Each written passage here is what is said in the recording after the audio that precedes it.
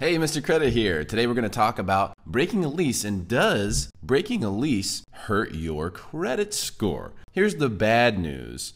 You don't get credit for a lease. So if you're renting an apartment or leasing a room from someone, even if you have a signed agreement, it's not going to report to your credit. It's not going to help your credit score. However, if you break a lease, you leave early, or if you don't make some of the repairs that are necessary and your deposit doesn't cover the repairs that are necessary to get the place back to the shape that it was when you rented it, then the landlord can actually submit a collection, give that debt to a collection agency, and that can actually really hurt your credit. So the bad news about leases is basically that they can't help your credit, but they definitely can hurt it. It's kind of like a cell phone bill, for example. The good news is, as a tenant, the law is on your side, big time. In most states, the tenant has a significant amount of time if they're unable to make the rent before they can actually be evicted legally, meaning that they could potentially stay in the place for 60, 90 days without paying the rent before they can be legally evicted. Now, we always want to play nice. We don't want to use those laws to our advantage because it gets ugly and they can still submit to collection, crush your credit, and sue you ultimately and garnish your wages. So we don't want to play that game. We always want to play nice. But it should be known that you can play nice while making your landlord aware of the fact that you know the law. If you consult a local real estate attorney and ask them about the tenant laws, you'll probably find out that you have at least 60 or 90 days. Now, when you're speaking to your landlord, in the instance that you need to break your lease early for some reason, you can simply say, look, I understand that I could stay here, according to the law for 60 to 90 days without paying any rent. But I don't want to do that. I want you to have your place rented. I want everything to be in good shape. So here's what I'm going to do. I'm going to give you 30 days notice.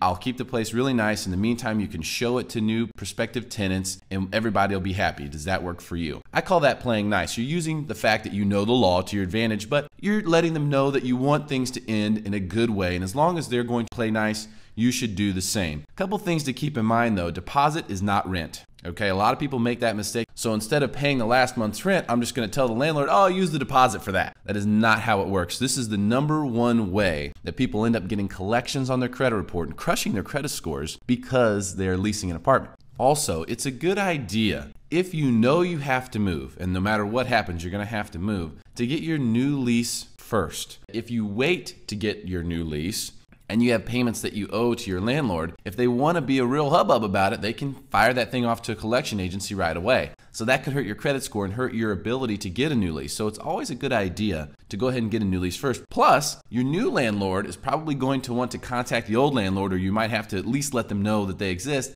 and you don't want there to be some bad blood there. Try to get your new lease negotiated first, get your credit pulled, and get it approved first before you do anything with the old one. Play nice, and remember, deposit is not rent.